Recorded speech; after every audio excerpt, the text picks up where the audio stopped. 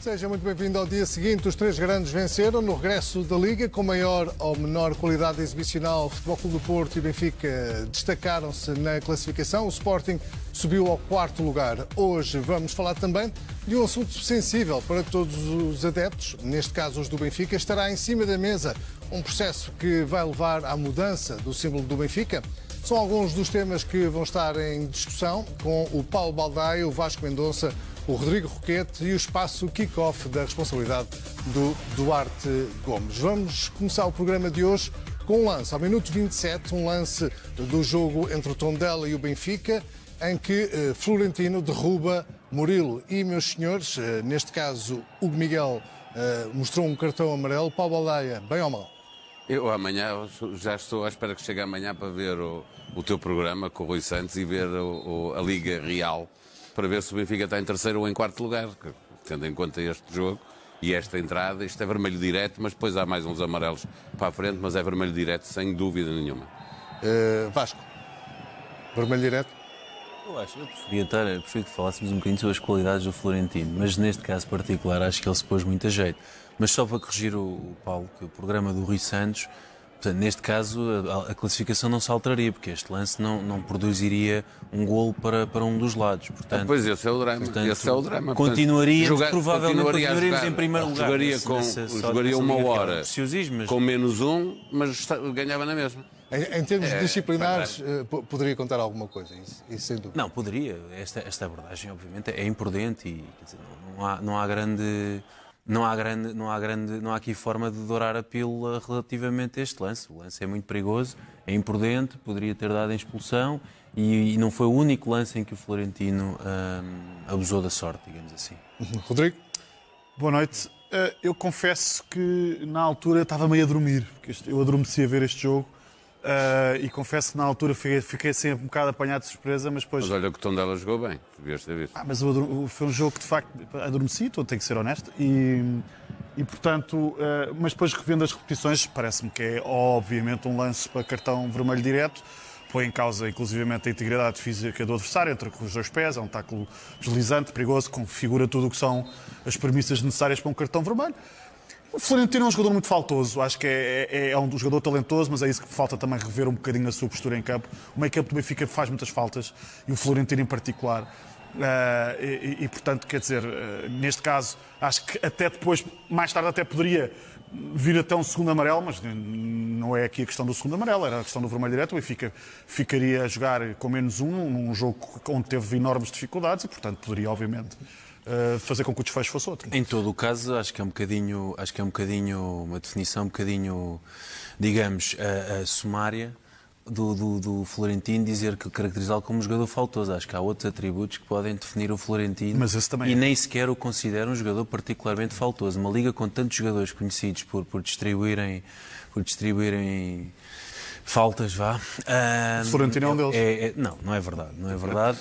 Apesar de neste lance ter posto a jeito de que maneira, neste jogo há várias. O Florentino é um jogador por acaso é um jogador que lê bem o jogo, chega muitas vezes primeiro aos lances e essa é uma das coisas que eu mais... Vamos olhar para outro momento, minuto 37, um lance entre Florentino e Xavier. 10 minutos depois disto, Paulo Baldaia pôs ainda mais a jeito de Florentino aqui. Não foi ele. Isto não é sorte, isto é mesmo... Não foi ele, foi outro jogador qualquer. É o quê, Paulo? Diz lá o que é. São os deuses. São os deuses. Os padres, concretiza. Nós vimos para aqui semanalmente. Não estás a concretizar. Estou a dizer, não estás a concretizar, Paulo. Estás a dizer umas baboseiras não querem dizer nada. Vou dizer. Não estás a concretizar. Quais são os deuses? Diz lá. É aquele senhor padre que lá estava. Qual padre? O padre, o árbitro. Qual padre? O Miguel é o padre? Sim, o árbitro que lá estava. Que claramente deixou que o Florentino fizesse aquela primeira falta aos 27 minutos sem o expulsar, que ele a seguir fizesse aos 37, 10 minutos depois, outra falta para amarelo e não lhe mostra o amarelo para expulsar, ainda há mais uma à frente, mas estas duas já chegavam. Portanto, tu não admites que isto é simplesmente uma decisão errada? Errado, é isso que eu estou a dizer. Não, tu não disseste isso. Tu disseste que é um padre, tu chamaste o árbitro padre, Tu chamaste ao Não, mas árbitro não fui eu que padre inventei para esse explicar nome o que se para o passou ontem em árbitro. Tondela. Não fui eu que inventei esse nome para Tu os árbitros. chamaste ao árbitro padre para explicar o que se passou ontem em Tondela. Certo, E eu pedi que exatamente. tu concretizasses. E Eu estou a tu concretizar. juntaste aqui uma série de palavras Estou a numas concretizar, frases, não é mas não verdade. disseste rigorosamente nada. O que tu queres é criar um clima de suspeição em torno da arbitragem de Não ontem. tirei, estou a dizer, E o que eu disse vou é que concretizar. houve decisões erradas. Decisões erradas e suspeição são coisas diferentes. Mas eu estou-te a dizer. Se quiseres vir para aqui semanalmente falar de suspeição, concretiza também em relação ao Estou teu a clube. concretizar. Já que és tão íntegro a Estou- analisar jogos, estou a fazer faz agora. isso. Desculpa. Faz isso em relação aos jogos da tua equipa Minerva, também. calma, que vocês ganharam Epá, não é nem 1-0, Minerva, era nós vimos pior. para aqui semanalmente, é este festival. E tu doutor começas Vasco com a Menor. história dos padres, começas com a história eu dos que padres, inventei o termo subtilmente. Mas o que é que interessa quem é que inventou, Paulo? Tu não tens que o mas eu- usar. Tu não tens que posso. usar Muito esse bem. termo. Censura. Não tens que usar este Estão censura, claríssimas as vossas posições. Pedir autorização É sempre a aos mesma autores. história. Não, Esquece, mas eu aqui vou não é mandar preciso, um mail não é a preciso pedir Ele autorização. devia ter aqui. sido expulso. Não, Ele devia ter sido não sejas expulso, mas isso não faz do Hugo Miguel um padre, ou seja lá o que for. Eu vou Essa pedir terminologia é ofensiva, Paulo. Eu vou É pedir um ofensiva. É ofensiva. Vou Se eu pedir um me- e-mail. se eu me dirigisse a ti para caracterizar enquanto jornalista nesse tipo de termos, tu sentir-te insultado.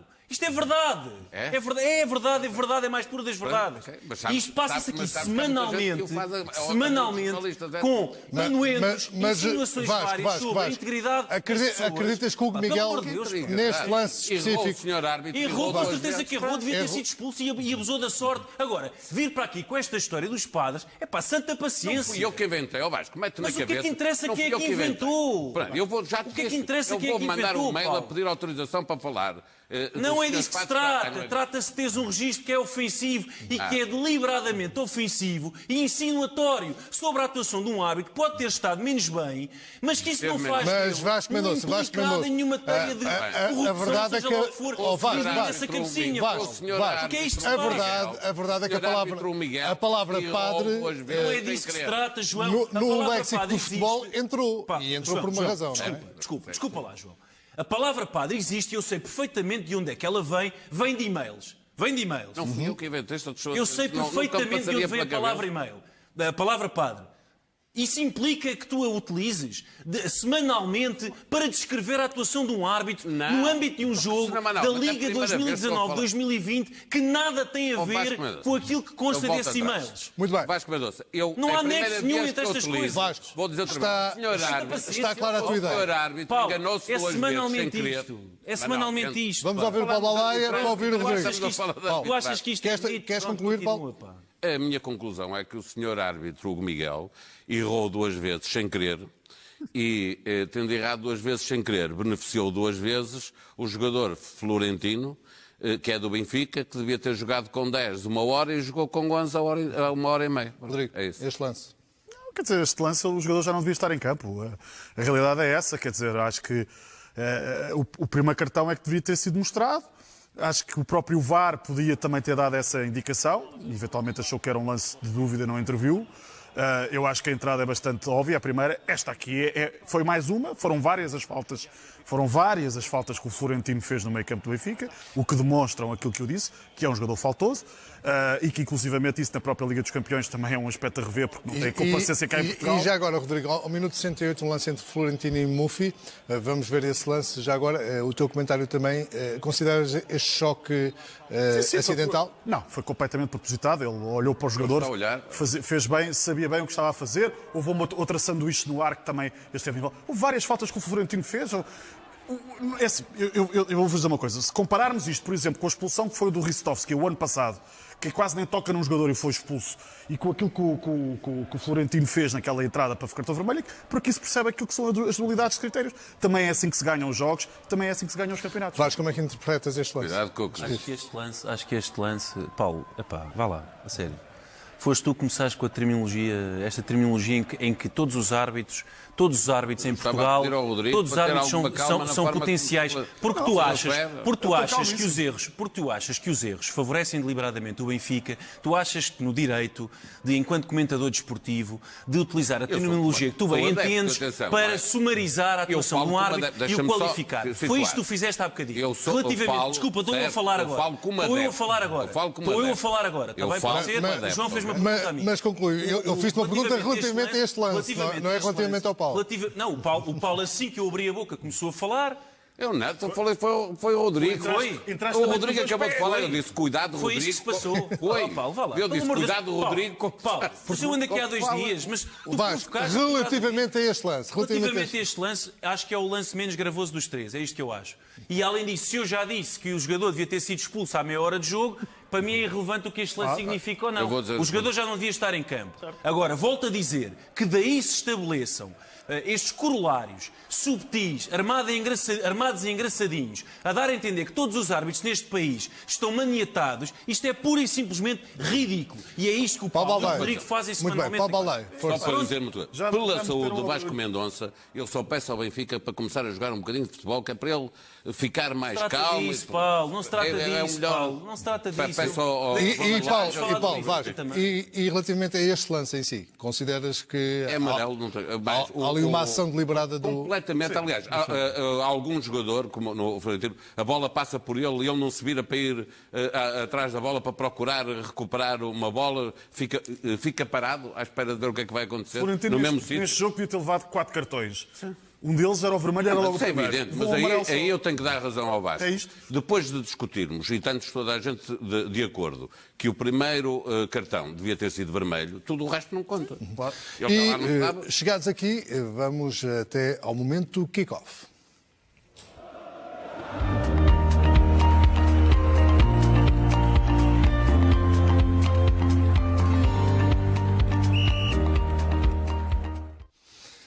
Lars Gomes, muito boa noite. Vamos começar então por este lance. A verdade é que o árbitro Miguel não considerou este lance para vermelho, nem o VAR. António Nobre. Certo, não consideraram e, portanto, tomaram uma decisão que aparentemente foi errada e já vamos tentar explicá-la sob o ponto de vista técnico, como é óbvio, e dar aqui alguns esclarecimentos também para casa. Portanto, este é o tipo de lances que nós devemos ver com velocidade normal e não em repetição, porque elas são quase sempre enganosas e, portanto, a questão aqui é perceber se este lance teve ou não intensidade, teve ou não potencial malícia e pôs ou não em risco a integridade física do adversário. E, na minha opinião, eu diria que sim às 3. Consigo perceber, afastando-me um pouco, tendo alguma equidistância em relação a algumas emoções em relação a este lance, consigo perceber que a primeira imagem que o árbitro tem que ter em campo seja amarelo. E digo honestamente porque, ao ver este lance, precisei de o rever várias vezes para começar a formar uma opinião em relação a ele. E, portanto, como não foi aquele lance em que eu te diga a 300% inicialmente que foi logo vermelho, embora desse a sensação, reconheço que depois de ver a imagem algumas vezes, e nós agora vamos vê-la não em relação à intensidade, porque essa é em velocidade normal, mas em relação ao ponto de contacto, a entrada é muito dura e é despropositada em relação a este tipo de abordagem. Ou seja, era necessário o Florentino ter esta abordagem a este lance ou ela foi excessiva? Para mim foi excessiva. Este ponto aqui é algo determinante. Esta sola aqui é enganosa porque ela de facto toca no pé de raspão, mas depois todo o pé esquerdo, que vem em grande velocidade, derruba o jogador. Mas o árbitro está em excelente posição. Está em excelente posição e tem uma interpretação. E, portanto, na minha opinião, acho que a interpretação é errada. Consigo perceber esta opinião inicial, embora errada, e também, digo-te já, consigo perceber a não intervenção do VAR, porque eu diria que numa sala com 10 pessoas, se calhar havia sempre 2 ou 3 que diziam que isto era cartão amarelo e não vermelho. Portanto, estamos a falar na ordem dos 70%, 80%. E o VAR só pode intervir se para ele for claramente cartão vermelho. Portanto, ele deve ter ficado na casa dos 80%, 90% e não arriscou sequer dizer ao árbitro vai ver o lance. Na minha opinião, lance para cartão vermelho. Olhamos para o outro momento. Eu não consigo valorizar este momento como o lance está a ser valorizado. Sim. Acho que isto é um toque faltoso, é um toque muito ligeiro na camisola, não chega a haver um agarrão ostensivo, que é o que a lei diz para cartão amarelo, é uma zona muito recuada do terreno. Portanto, o que nós estamos aqui a falar já é de infrações sucessivas, que é outro âmbito para cartão amarelo e não propriamente desta falta em si. Estamos numa fase ainda longe da construção atacante, os jogadores do Benfica à volta, mas de facto foi mais uma falta do Florentino, ele que de facto faltou-se, penso eu, 4 faltas ou 5 durante o jogo. E depois o lance com o Mufi. Este é um lance de interpretação. Eu consigo também ter 2 ideias em relação a este lance, a segunda mais afirmativa. A primeira é que digamos assim, passa a redundância, este lance é claramente cartão amarelo. Aliás, o próprio árbitro dá a lei da vantagem, o que pressupõe que entendeu que era falta, e se assim fosse, o lance, sendo faltoso, tinha que justificar cartão amarelo, porque ele teria impedido ilegalmente este jogador de prosseguir, mas de facto na repetição consigo ter uma ideia um pouco contrária, que é o jogador tem a posição ganha. E é importante que as pessoas percebam lá em casa, nenhum jogador é obrigado a sair do seu caminho quando está parado. O que não pode é movimentar-se em relação ao adversário, ou fazer levantamento dos braços, com o corpo, com a anca, em direção a ele. Se eu estou parado numa posição, tenho a posição ganha e não sou obrigado a afastar-me. E nesta repetição, atenção, poderá ser enganosa, e houve outra que nós não temos acesso, infelizmente, nesta repetição dá a ideia que o Florentino está parado. O que é certo, no conjunto destes lances todos, e houve de facto outra falta que ele faz no ar, a meias com um colega com o Gabriel, jogador, a meias com o Gabriel, a sensação que fica para a percepção pública é que houve de facto demasiado Florentino neste jogo. Ou seja, houve vários momentos no Florentino, nomeadamente o primeiro, que tornam injusto, sob o ponto de vista teórico e legal, que ele tenha acabado o jogo. E, portanto, por aí sim, eventualmente, por força, sobretudo, da primeira entrada, ele devia ter sido mais cedo. Temos ainda um lance do Tondela-Benfica envolver Ruben Dias. Apenas um lance que também passou despercebido ao Hugo Miguel e que, neste caso, foi sobre o Ruben Dias. Foi aqui um pisão que passou. Estes lances são muito fáceis de passar. Repara onde é que o lance acontece. O lance acontece numa zona muito lateral do terreno, em relação à visão do árbitro. Ou é o quarto árbitro a ajudar aqui, ou eventualmente o árbitro assistente, ou ninguém percebe que, de facto, a abordagem é tardia. Há ali um pisão que é evidente ao Ruben Dias e, eventualmente, justificaria cartão amarelo, que não foi sancionado, mas a falta foi assinalada. De facto, foi um jogo, sob o ponto de vista disciplinar, não correu tão bem como era suposto para o Hugo Miguel. Duarte, já voltamos à conversa para falarmos sobre o jogo do Sporting Clube de Portugal com o Vitória de Guimarães. Diga-se que um dos ausentes desse jogo foi Wendel, que vai ser despromovido de forma temporária à equipa sub-23 do Sporting. O médio brasileiro infringiu o regulamento disciplinar do Sporting e por isso falhou o jogo de ontem com o Vitória de Guimarães. Wendel terá estado num restaurante em Lisboa depois das 11 da noite de sexta-feira, a hora limite para o recolher obrigatório dos jogadores do Sporting. O jogador foi punido com uma multa e na conferência de imprensa Silas deixou um aviso. Disse que o brasileiro tem de perceber em que clube é que está. A verdade é que Wendel reagiu há instantes, há momentos, no Instagram para dizer, e estou a citar: muitos falam, poucos sabem, sigo trabalhando forte, Deus sabe de tudo. Rodrigo Roquete. Parece que se calhar Wendel não aprendeu a lição. Pois, acho que era escusada a reação. Pelo que percebo, já foi retirada. Portanto, o próprio jogador há de se ter arrependido de ter escrito o que escreveu. Mostra talvez um bocadinho aquilo que é, se calhar, uma liberdade que os jogadores hoje em dia têm através das redes sociais e do fenómeno das redes sociais. Mas, obviamente, há um código de conduta que devem seguir e que devem observar. Agora, o que é importante dizer aqui, para já dizer que o discurso do Silas relativamente a este caso acho que foi muito bom. Foi bom no sentido de demonstrar que há de facto uma exigência, há de facto aqui um sentido de responsabilidade. Jogar no Sporting Clube Portugal exige essa responsabilidade, exige essa dedicação, esse empenho total em todos os momentos, que há obviamente também regras que têm que ser cumpridas, que isto no Sporting não pode ser uma bandalheira, que os jogadores têm que perceber o seu papel enquanto jogadores que recebem muito dinheiro e que obviamente têm que ter essa postura. Portanto, Silas bem, Wendel muito mal. O Silas esteve muito bem no sentido de explicar porque é que foi castigado, e acho que tomou bem essa decisão, e depois dizer que o Wendel é um jogador que tem potencial e que se ele quiser, se tiver a cabeça no sítio e se ele estiver totalmente empenhado, o Silas será o primeiro a querê-lo na equipa. Aliás, o próprio Silas disse que estaria disposto, a equipa técnica estaria disposta, inclusivamente, a ajudá-lo nesse processo. Se calhar que é um processo mais mental, é um processo mais de empenho e de profissionalismo que é necessário para poder envergar a camisola do Sporting e, portanto, eu espero que o Wendel aprenda esta lição e estou certo que daqui a algumas semanas o Wendel estará integrado, porque esta equipa técnica parece-me também até essa capacidade de saber reintegrar. Paulo Baldeia, relativamente a esta decisão de Silas, parece que existe outro tempo em Alvalade. A verdade é que, por exemplo, se recuarmos à final da Taça de Portugal, nessa semana o Wendel foi apanhado sem carta e foi titular. E foi titular. Pois, era preciso... mas eu acho que é assim que deve funcionar. Não? No Sporting, no Porto, no Benfica, não há outra maneira. Quem não cumpre as regras, o Rodrigo estava a lembrar, e bem, estes jogadores têm que ter noção primeiro, do que representam para uma massa adepta de qualquer um dos clubes, o dinheiro que ganham, o exemplo que são para muita gente. Convém ter noção do que é que estão a fazer, do tempo que dura a sua carreira. Já vimos muitos jogadores, por mau comportamento, estragarem carreiras futebolísticas. E o Wendel são umas atrás das outras. Eu acho que agora é diferente e para bem do Wendel, agora houve uma resposta que eu espero que o faça repensar de facto o que é que ele quer fazer. Ele veio para o Sporting era o presidente que o queria, o treinador que dizia com Bruno Carvalho, era o Bruno Carvalho e era o Jorge Jesus, que tinha que ainda rodar muito para se adaptar ao futebol europeu. O tempo passou, nós já vimos boas exibições do Wendel, mas também já ouvimos fazer muita asneira em campo, portanto ele tem que corrigir. Há uma questão de mentalidade. Carreira. Vasco, há aqui, como o Rodrigo dizia, uma questão de mentalidade que se calhar custa a mudar. Há aqui uma questão disciplinar também que poderá estar ligada também com o momento que o Sporting vive.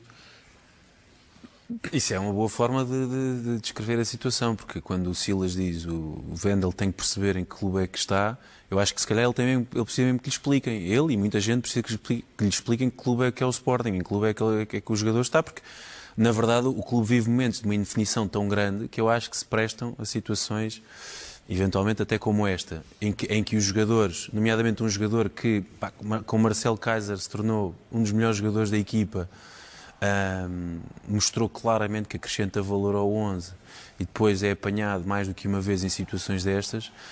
Para mim, com o reincidente de ir para as redes sociais explicar com meias palavras o que se passou, uma coisa que o Rodrigo falou de um código de conduta, eu não sei, pronto, sim, um código de conduta seria o termo formal. Eu acho que os jogadores, de uma forma geral, exageram, são demasiado expansivos nas redes sociais. Acho muito bem que se partilhem coisas interessantes que acontecem nas suas vidas, a relação, o papel deles no clube, etc. Mas acho que isto toca num problema. Para mim, o problema mais interessante desta história do Wendel é este tipo de reação, que eu acho que soma muito pouco, subtrai ainda mais àquilo que foi... E parece que está a responder ainda ao... Está a responder, ao não se percebe muito bem a quem, e é um tipo de situação que vemos repetidamente em jogadores de futebol que, independentemente de sermos mais ou menos líricos, vá lá, em relação ao futebol, ou mais ou menos românticos em relação ao futebol, a verdade é que o Wendel é um ativo financeiro que pertence à SAD do Sporting e, portanto, estar a mandar palpites na internet, ele ou qualquer outro jogador de outro clube, são coisas que eles devem evitar a todo o custo, nomeadamente quando estão a ser alvos de processo disciplinar, mas enfim, isto para mim é evidente, é uma questão de bom senso. Por outro lado, estamos a falar de um miúdo, não é? Portanto, convém também não esquecer isso. Diga-se que outro dos acontecimentos de ontem, para além da vitória do Sporting propriamente dita, frente ao Vitória de Guimarães por 3-1, viveu-se, de alguma forma, nas redes sociais, uma vez que um dos jogadores do Sporting colocou as imagens do interior do balneário com o Rezé a festejar. Rodrigo Roquete, na tua ótica, valorizas isso negativamente, essas imagens que estamos a ver neste momento? Acho que isto não acho que isto é um não caso. Acho que uma coisa é um jogador estar a festejar fora a horas que não são apropriadas, outra coisa é a descompressão, um momento de descompressão no balneário do Sporting, a seguir uma vitória que era uma vitória que se calhar poucos esperariam, ou que se estava à espera de que o Sporting voltasse a falhar contra o Vitória de Guimarães, que é uma equipa forte. E, portanto, acho que isto é um momento de descompressão. Aqui a questão é que, eventualmente, poderia ser evitada a partilha destas imagens. São imagens dentro do balneário. Os próprios jogadores já deviam ter alguma formação, neste caso foi o Gonçalo Plata, são miúdos, para não colocarem certas coisas no ar. Há aqui esta questão de facto das redes sociais e da exposição da vida social. É algo que nós vemos em todos os setores da sociedade. Acho que, eventualmente, devia de haver alguma... preservar aqui alguma da intimidade do balneário, mas não vejo isto um caso. Acho que, inclusivamente, parece-me que é, de facto, uma descompressão de uma equipa que tem vivido um pouco em sobressalto, e o próprio Jesse, que foi um jogador que acabou por fazer um golo e teve importância no jogo. Já não é vitória, e, portanto, acho que é importante que o Sporting continue a ganhar. Se continuarem a cantar e a ganhar, encantado da vida. Como é que valorizas este episódio? É só o mau gosto de pôr cá fora uma festa como quem vai à final da Liga dos Campeões Europeus só porque marcou um golo, que eu acho que não tem nada a ver com a vitória, tem a ver com o golo que ele marcou, que é um golo bonito, a forma como ele passa pelo guarda-redes do Vitória de Guimarães. Foi o melhor jogo de Jesse. É um pormenor bonito, mas vale isso, não é? Não é nada que ponha em causa a equipa, que é só... Era escusado dar este ar de fraquinho, marcou um golo e faz uma grande festa. Fediver, faz. Sim, mas duas coisas sobre isto. Uma, lembrar que Gese ou Reze, ainda não percebi como é que vamos referir-nos ao jogador. Mas Reze ou Gese, seja lá qual for, é importante lembrar que Reze tem uma carreira musical que, aliás, tem mais sucesso ao nível do reggaeton, sim. E, portanto, eu acho que o que ele está a fazer é cautelar o futuro, a manter abertas as duas avenidas, uma a de futebolista, que ontem por acaso teve... Não me importava nada que ele cantasse num título do Sporting. Eu gostava. Teve estava na primeira fila. Um episódio feliz. Por outro lado, a carreira de artista musical, que vai somando visualizações no YouTube e vendas e concertos, e, portanto, ele tem que manter aqui as duas opções em aberto. Depois, dizer que se isto é assim, quando o Sporting bate o Vitória de Guimarães em casa, eu nem quero imaginar o que vai acontecer quando o Sporting conseguir 3 vitórias consecutivas esta época. Eu acho que vai tudo a correr para o Marquês ou qualquer coisa assim. É preciso cuidado. É preciso montar aí um coletivo policial para o caso de uma festa pela cidade. Outro dos momentos de ontem, que vamos recordá-lo, foi ao minuto 95, em que as claques do Sporting voltaram a pedir a admissão de Frederico Varandas. Vamos ver como reagiu o estádio de Alvalade aos cânticos.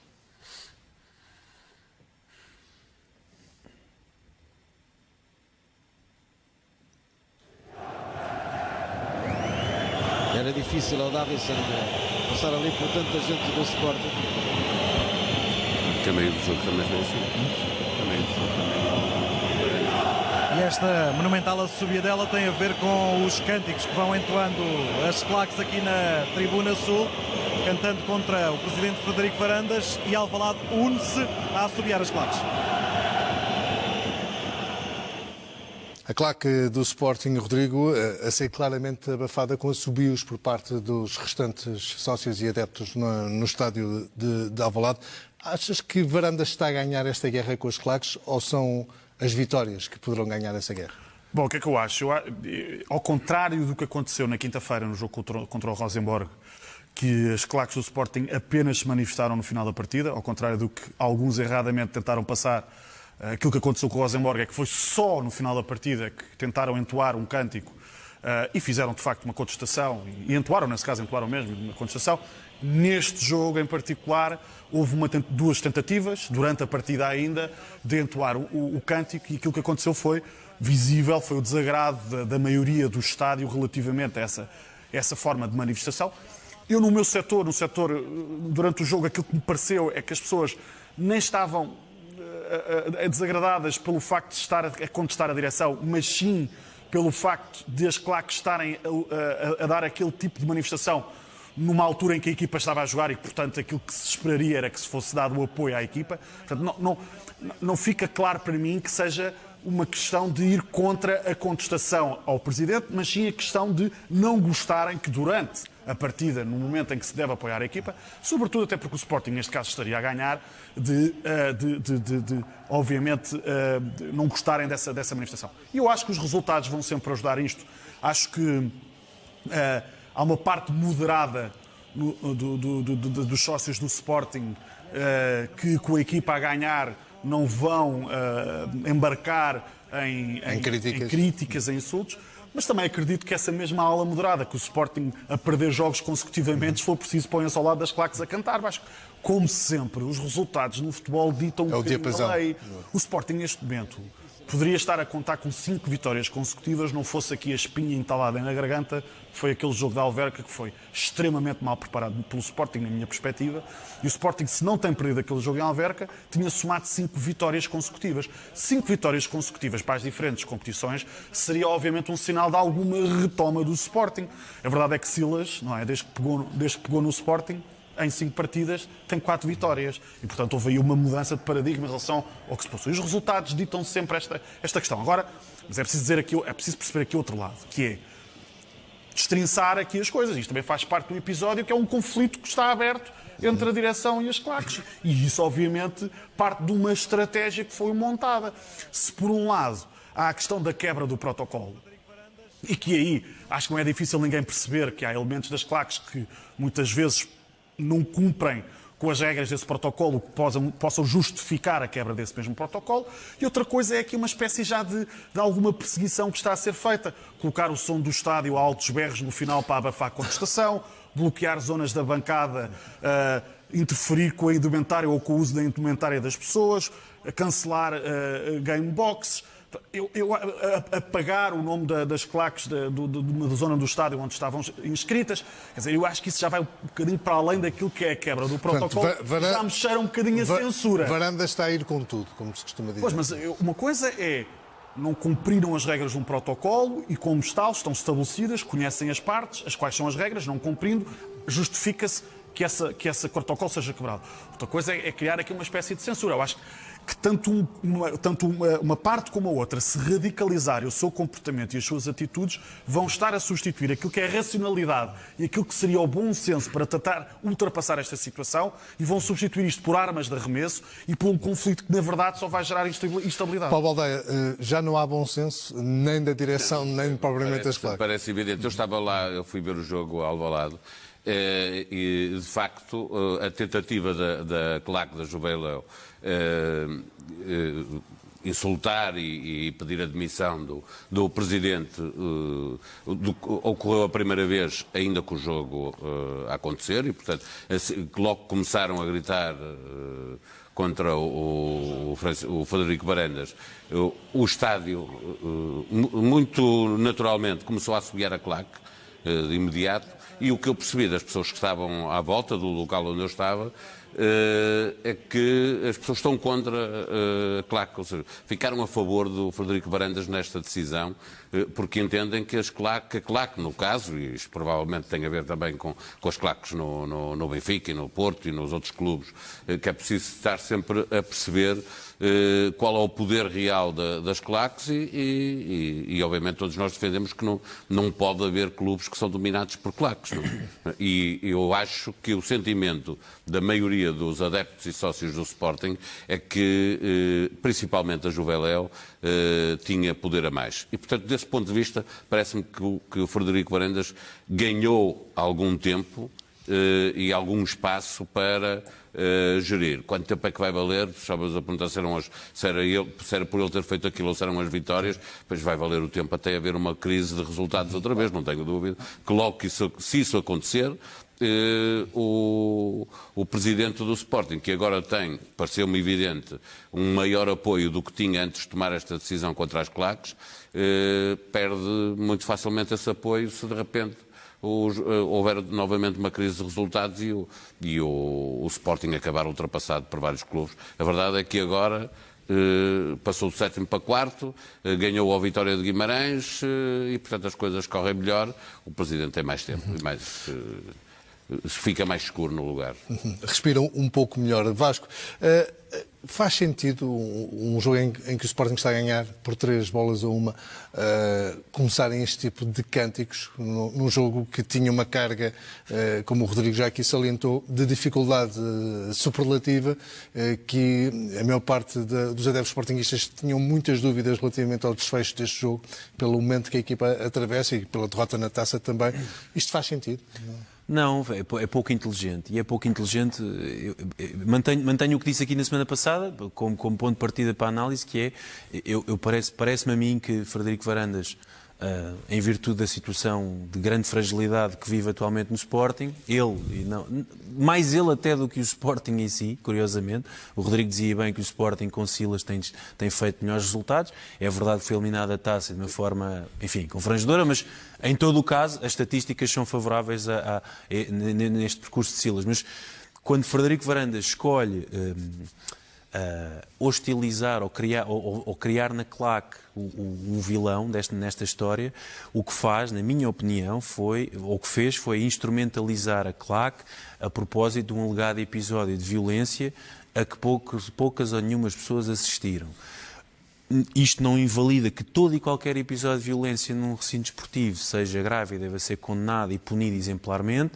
Em todo o caso, aquilo que Frederico Varandas faz é identificar aqui uma parte que pode ser um bode expiatório e avança. E agora o que é que acontece? A verdade é que se Frederico Varandas e o Sporting vencerem os jogos que se avizinham, esta decisão, que eu entendo que foi criticável há uma semana e que, na minha opinião, continua a ser, não deixará de ser uma estratégia bem sucedida, porque, em momento algum, os adeptos do Sporting se dirigem a Alvalade para decidir diferentes entre claques e presidentes. Os adeptos do Sporting dirigem-se a Alvalade para ver o seu clube, e preferência para ver o clube ganhar. E ontem viram as duas coisas. E viram o clube a aproveitar situações de jogo que habitualmente não aproveita e a conseguir concretizar, coisa que também não tem feito com muita frequência. E, portanto, que uma claque se lembra aos 95 minutos de tentar criticar o Presidente numa altura em que os adeptos todos, incluindo os da claque, deveriam festejar, nem que fosse silenciosamente, a vitória do clube, parece-me, vá lá, considerando aqui isto como uma espécie de jogo ou de combate argumentativo entre Frederico Varandas e a claque, parece-me uma jogada muito pouco inteligente da parte da claque. A claque já revelou, aliás, em outros momentos, capacidade de dialogar. Não foi por acaso que se sentou com Sousa Sintra e até foi enfim, houve uma apresentação pública que visava reforçar de alguma maneira ou reatar os laços com a claque. Houve ali, enfim, não lhe vou chamar um virar de página, mas houve um apaziguar dessa relação. E é claro que consegue, com estes pequenos episódios, degradar rapidamente todo e qualquer capital que pudesse ter conquistado ao longo dos últimos meses. No entanto, Frederico Varandas tem um equilíbrio aqui muito frágil, porque muitos dos adeptos que ontem assobiaram a claque, naturalmente, se a equipa voltar a um registro intermitente, vão ser eles os primeiros a assobiar, não necessariamente Frederico Varandas, mas toda a estratégia desportiva desta época, que até ver continua a ser um insucesso. Portanto, isto é uma paz um pouco básica, não é, Rodrigo?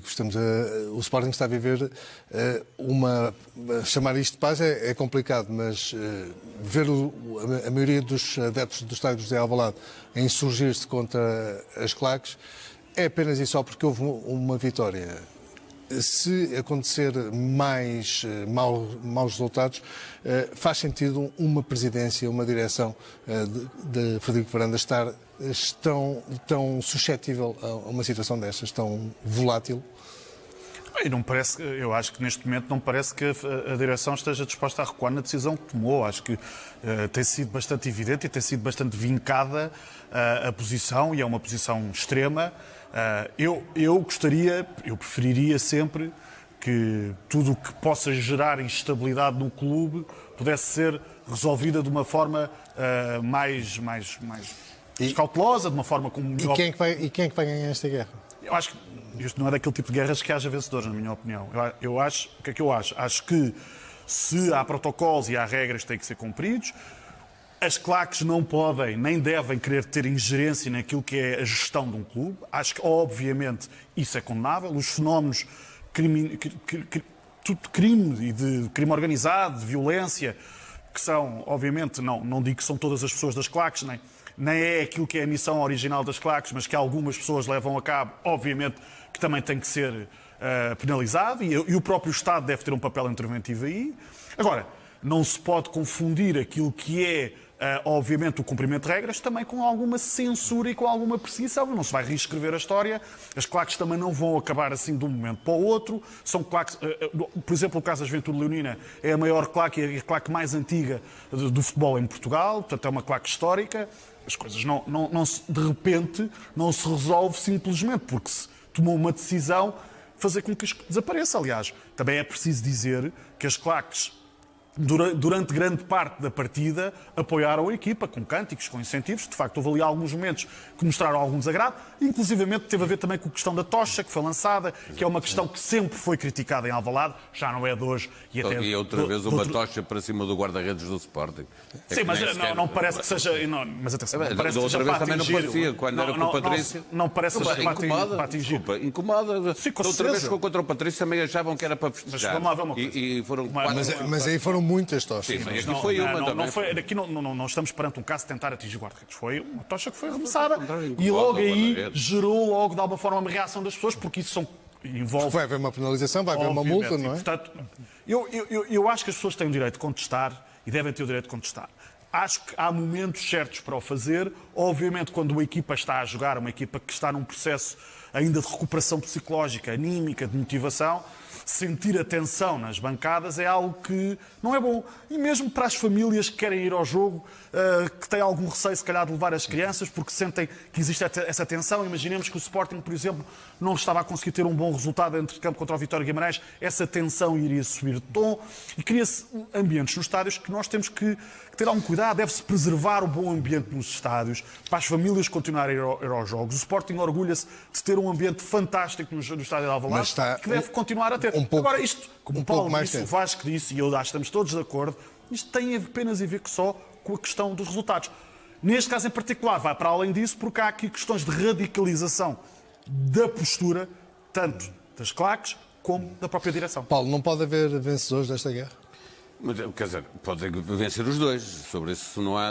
A única maneira de alguém sair a ganhar é serem os dois a ganhar, porque o Sporting ficar sem claques ou achar esta direção que é possível que a partir do momento em que tomou esta decisão nunca mais haverá claques no Sporting. Se não é possível, obviamente, aliás, eles estão lá. As claques continuam lá, Juveléu, o espaço da Juveléu... Continuam lá. Há bordonistas que rasgaram cartões de sócio. Certo, admito, mas voltam depois. Depois voltam e voltam para o mesmo. O único clube que eu me lembro foi queimar cartões de sócio foi o Benfica quando levou 7-1. Aí queimaram bandeiras e cartões de sócio na bancada. Mas dizer aqui, responder eu estava lá e vi. Para ganhar um tem que ganhar os dois. Mas, senhores, o Paulo está a falar. A segunda circular é uma coisa.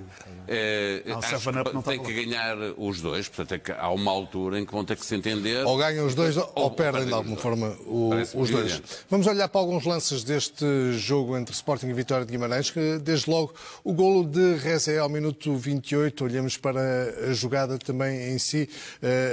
Rodrigo, tudo limpo neste lance? Sim, não há a mais pequena dúvida. E felizmente esta nova tecnologia do fora de jogo que permite-nos ter uma visão mais clara do posicionamento das linhas e do próprio distanciamento. O Ressa fez o melhor jogo desde que veio para o Sporting.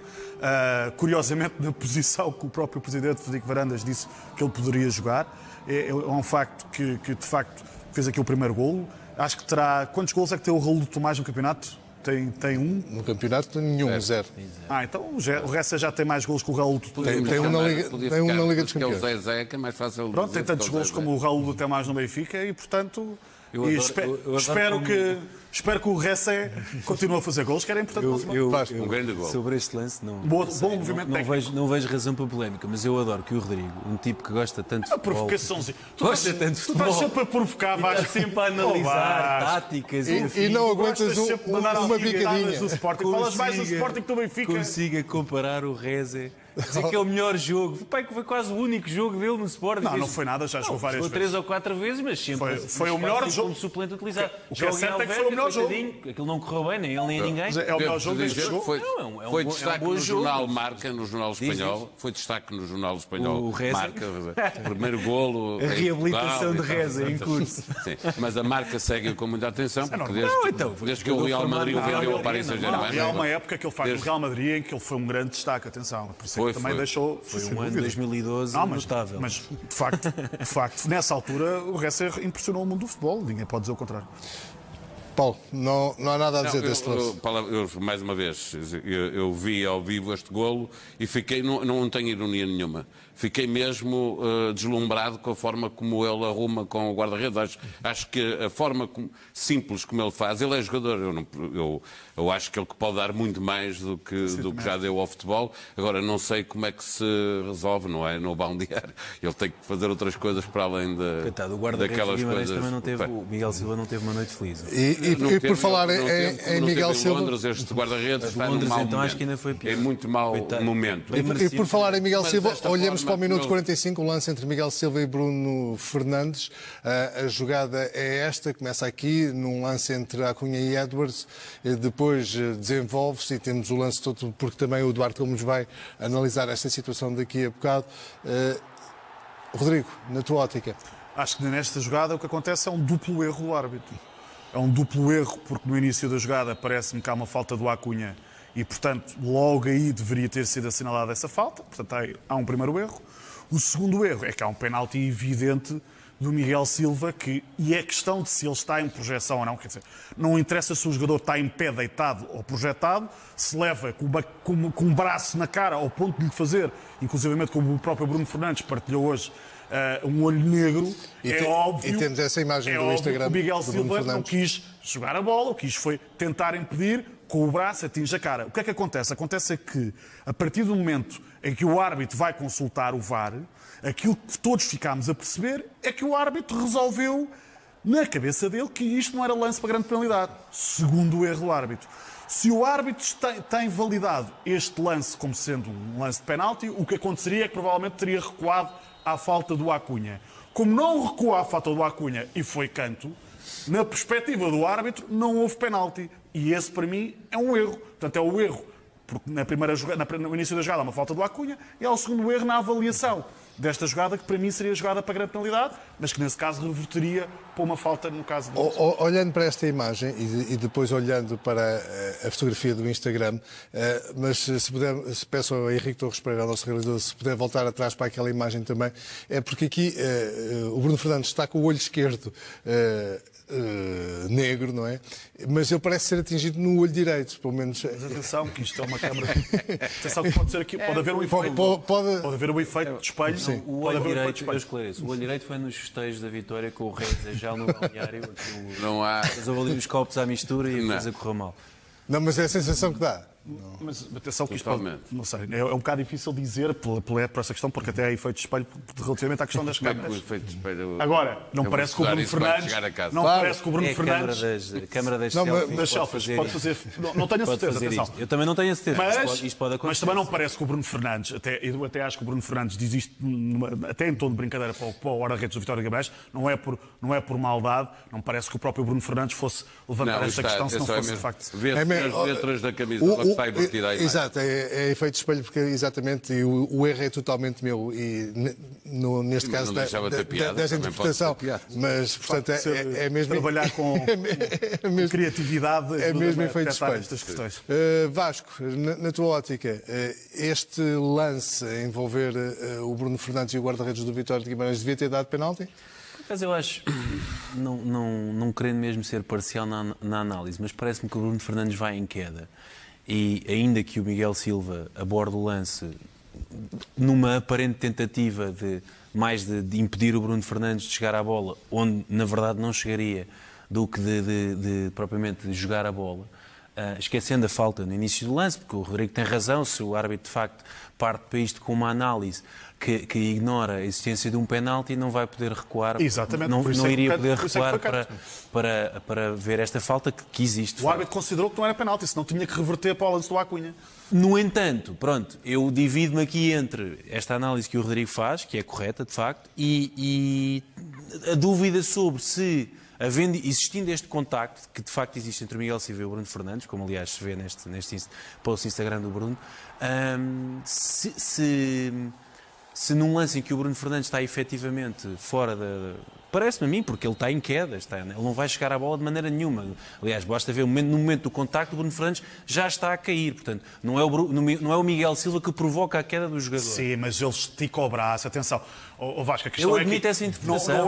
Não é pelo Bruno Fernandes levantar-se e ir a correr atrás da bola. Não é pelo Bruno Fernandes estar em queda que dar com o braço na cara de um jogador não é falta. Não, eu estou a dizer que compreendo, vá lá, com boa vontade, aqui o Miguel Silva, do lance. Eu ouvi pessoas a dizer que isto era o gesto do braço do Miguel Silva a tentar levantar-se. Não é. Há aqui um gesto de intensidade. Numa semana em que Deus esteve tão presente no futebol português e sabe de tudo, eu diria que Deus escreveu direito por linhas tortas, não é penalti. Não é penalti. Não é penalti pelo início da jogada. Não está discutir esta jogada. Certo. Porque há uma falta... São questões diferentes. Sim, por isso é que eu falo em duplo erro. Por isso é que eu falo em duplo erro. Duplo erro porque não marcou a falta do Acunha, duplo erro porque na análise parece que era penalti. Chama-se isso deles escrever direito por Pronto. Olhamos para o minuto 73, o golo de Coates, e neste lance, Rodrigo, aqui a questão também é se Eduardo está em fora de jogo e se tem intervenção no lance. Não me parece de maneira nenhuma que seja...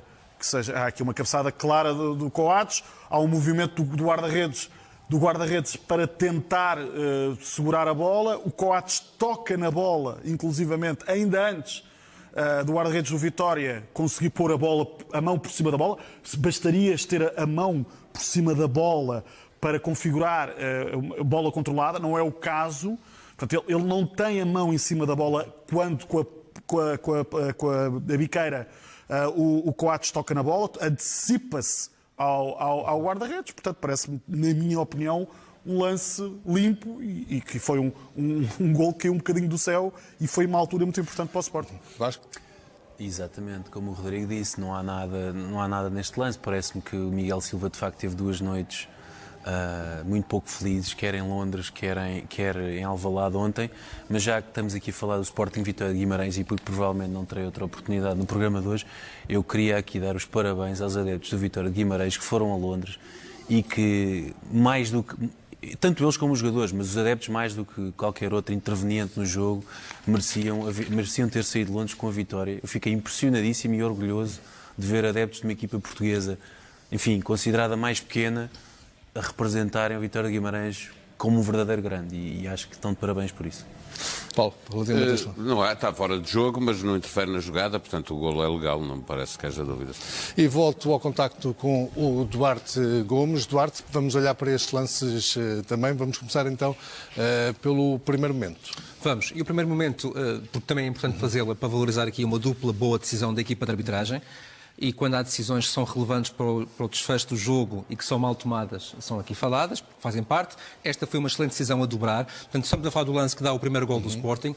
2 momentos, um primeiro eventual infração sobre Bruno Fernandes e uma possível ilegalidade, uma infração do Rezé por fora de jogo. Ora, aqui o árbitro aplica a lei da vantagem e muito bem, a falta é para cartão amarelo, uma entrada por trás, sem bola, e aqui percebe-se, e depois mais tarde confirmou-se na linha, que o assistente estava muitíssimo bem colocado, estava atento e, portanto, que nesta jogada houve 2 boas decisões da equipa de arbitragem que levaram a que houvesse um gol. Portanto, eu diria que isto é um acerto com influência e deve ser relevado porque, de facto, foi determinante para o marcador. Depois, Miguel Silva com...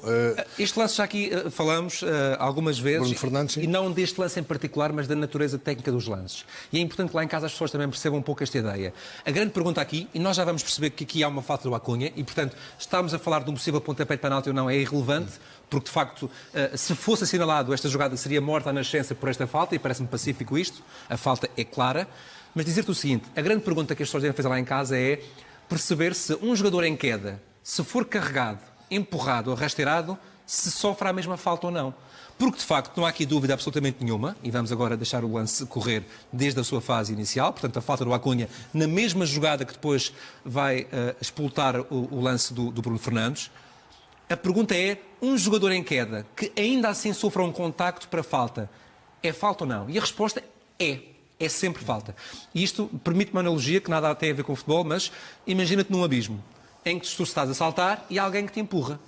Ora, a pessoa empurrou-te, a consequência é a mesma, mas tu foste empurrado. E, portanto, o que acontece aqui é que o Miguel Silva, surpreendido pelaquela queda, eu diria assim, do Bruno, que é evidente e que é anterior, de facto, ao contacto, mas não está a convidar o Miguel a pôr o braço esquerdo na cara e a infringir. E, portanto, o Miguel infringe. Na minha opinião, o lance isoladamente, pontapé de penalti, cartão vermelho, porque anula a clara oportunidade de golo, ou eventualmente uma questão de agressão. Não me pareceu ser agressão, confesso, pareceu-me mais um chega para lá em desespero. Mais um bloqueio. Mais um bloqueio, que por acaso acerta mal na cara, parece-me, mas em termos daquela que poderia ser uma oportunidade de golo, claramente sim, porque o Bruno continuaria eventualmente para golo. Agora, a verdade é que este lance morre à partida pela falta do Acunha. Importa aqui dizer o seguinte, o árbitro inicialmente não considerou haver pontapé de penalti, porque dá pontapé de canto. O vídeo árbitro, quando chamou o árbitro para rever este lance junto aos ecrãs, como fez, considerou que houve motivo para pontapé de penalti. E as pessoas podiam dizer, então, mas porquê que não chama logo para ver o lance da falta? Ora, porque primeiro tem que validar o pontapé de penalti, e se ele disser sim, eu acho que é pontapé de penalti, então assim, vamos marcar a falta inicial. Como ele não considerou o pontapé de penalti, recomeça com o pontapé de canto e neste âmbito fez bem. Portanto, acho que a explicação assim é clara, mas lá em casa não se esqueçam, se um jogador estiver em queda e for carregado, rasteirado, empurrado ou sofrer um pontapé, a falta existe à mesma. Existe na mesma. Okay? Pronto. E por fim, o terceiro gol do Sporting. O terceiro gol do Sporting. Parece-me que passou aqui ao escrutínio de algumas pessoas um lance muito interessante e de análise também muito dúbia. Não se trata deste primeiro momento do Alcunha, que a própria realização focou depois com uma imagem com as linhas, inclusive tecnológicas, estar em causa, porque neste momento parece-me evidente que ele não está fora de jogo. Portanto, quem está fora de jogo, eventualmente ou não, será o Eduardo, e não sei se tem um jogador atrás, poderá não estar, mas o momento em análise não deve ser este, mas o momento posterior do cabeceamento do Coates. Que é este momento. E neste momento é preciso perceber o seguinte: o Eduardo está adiantado em relação ao penúltimo defesa e à bola, portanto está em posição de fora de jogo. Não joga a bola, a pergunta seguinte é, não jogando a bola, vai interferir mais tarde com o adversário ou não? Ou seja, vai tentar disputar juntamente com o adversário ou não?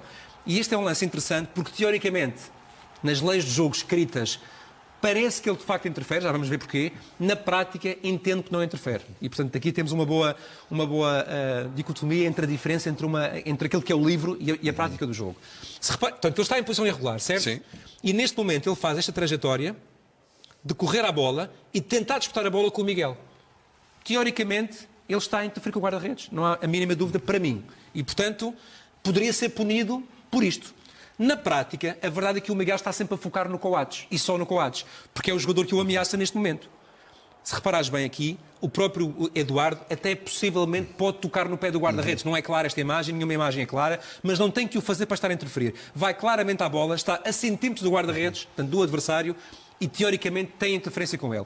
Se nós pusermos aqui a imagem corrida, e aqui está o tal lance que era desnecessário porque é evidente que não há fora de jogo neste momento, o momento em causa seria sempre o seguinte, o do cabeceamento do Coates. Mas se tu reparares agora bem aqui neste momento, ele vai claramente disputar a bola com o guarda-redes.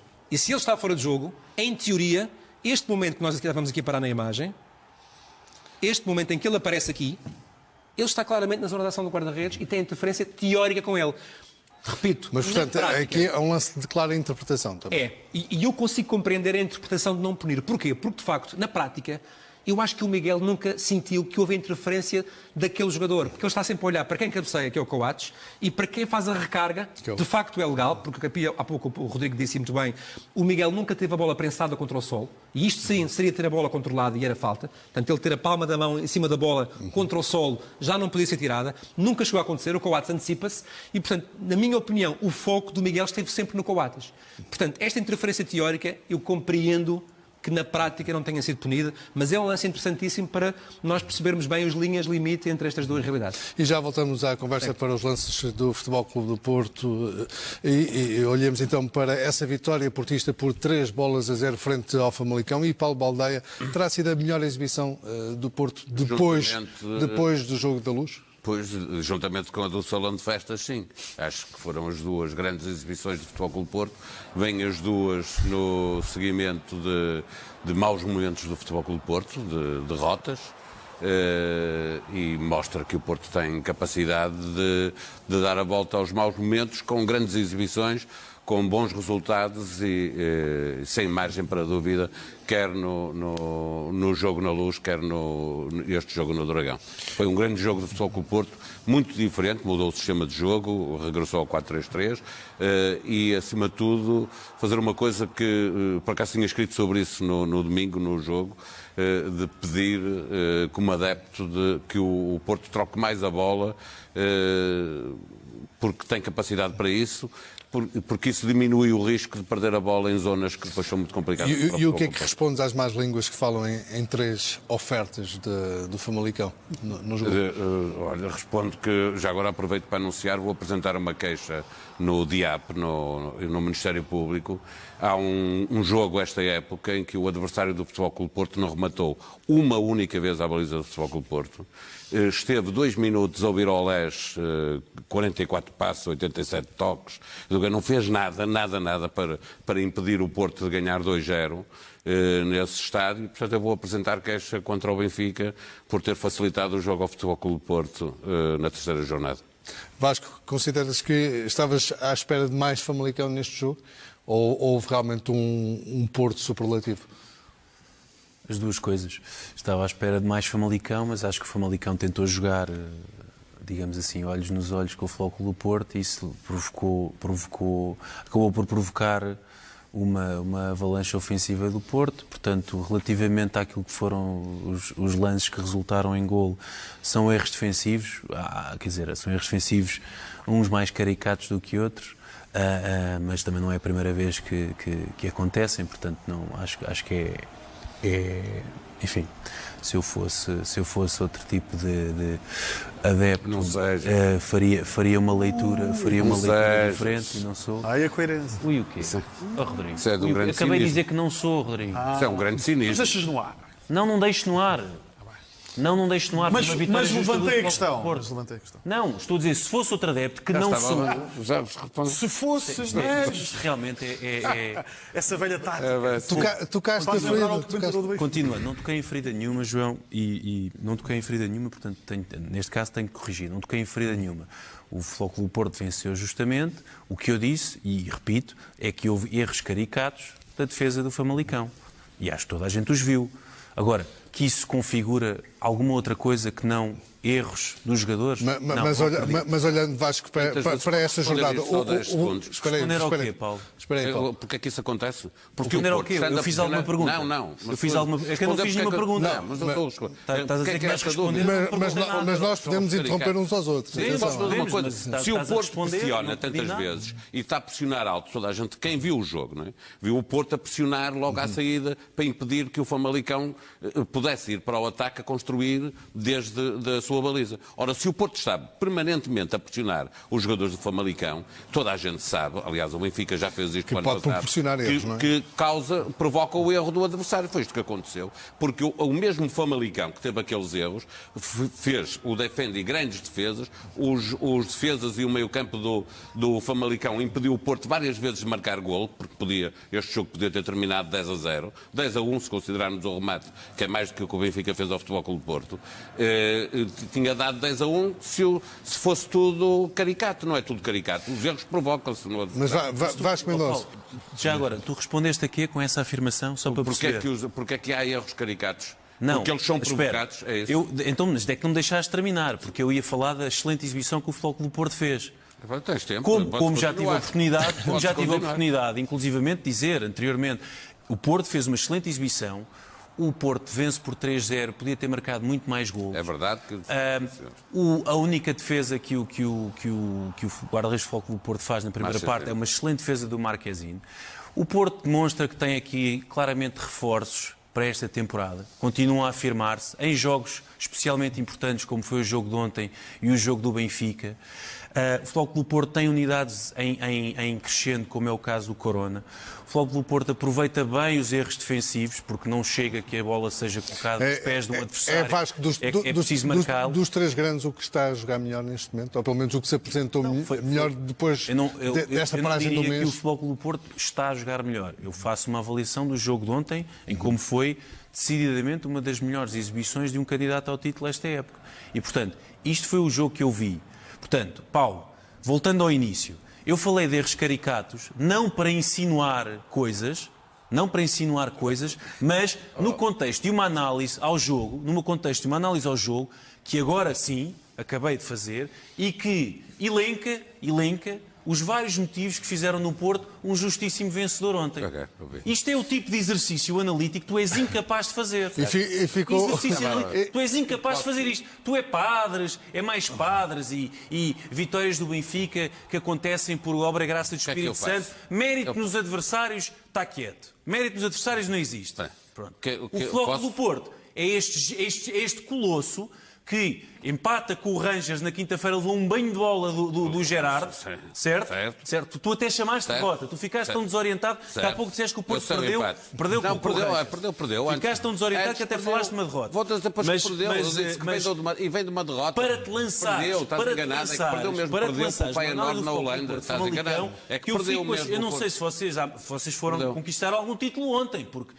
Calma, jogaram bem ontem, sem dúvida. Eu vou-te dizer. podes responder. Qual é a grande diferença? Não De facto, há uma diferença.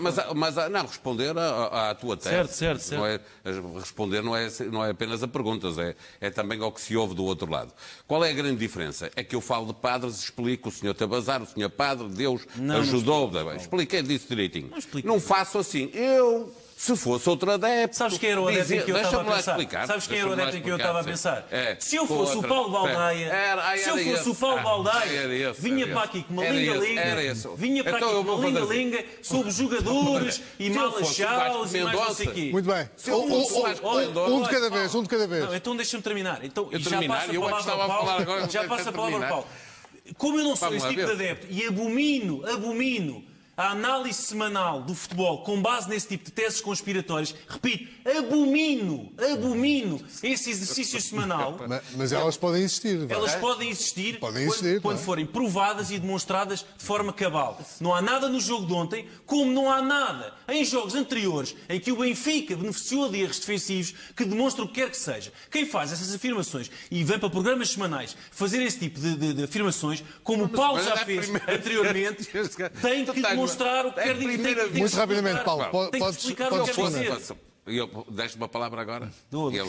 Ele dá uma palavra. Muito obrigado, Dr. Vasco Mendonça. Nós claramente não nos vamos entender. Portanto... Muito obrigado. Se eu fosse o Vasco Mendonça, em vez de dizer o que penso, dizia assim: se eu fosse o Vasco Mendonça, diria que, como não sou o Vasco Mendonça, vou dizer que não, eu não funciono assim. Eu digo aquilo que me apetece. Não peço autorização ao Dr. Vasco Mendonça, nem é ninguém do Sport Lisboa e Benfica, para dizer o que penso. E em qualquer circunstância, quer dizer só isso. Quer dizer, que eu gosto que tu ponhas as legendas naquilo que eu vou dizendo ou que o Rodrigo te vai dizendo. Agora, que tentes dizer-me a mim, que eu já levo muitos anos disso, que me tentes dizer o que é que eu posso, muitos anos de vida, amigo, do liganismo, do liganismo por isso. Vai ser Aragão. Isso é o que tu quiseres. Que me tentes intimidar com esse tipo de paleio. De paleio, do liganismo, não sei o quê. Que me tentes a mim disse o liganismo intelectual. Exatamente, que me tentes intimidar com esse paleio. Não há aqui esse tipo de intimidações.